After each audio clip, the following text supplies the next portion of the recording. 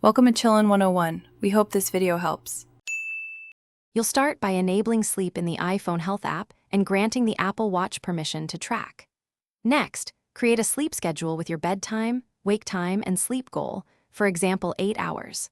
Set wind down to reduce distractions before bed. Use the same wind down on both devices. Once done, wear your watch snugly and make sure it's charged to at least 80% or set an automatic charging reminder so tracking won't stop overnight. Now configure tracking details. On the watch, open Sleep and enable Track Sleep with Apple Watch so motion and heart rate are recorded. On iPhone, allow heart rate and motion access. Enable wrist detection to ensure accurate on-wrist sensing.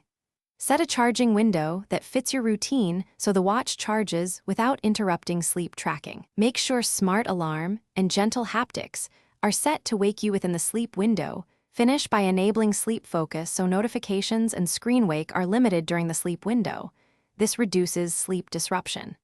Each morning, review trends in the Health app to see total time asleep, heart rate, and consistency, and adjust your schedule accordingly. If tracking doesn't start or data is missing, reboot the watch, repair to your iPhone, check wrist fit and sensors, and install updates. These steps fix most issues quickly, so you can trust future sleep measurements.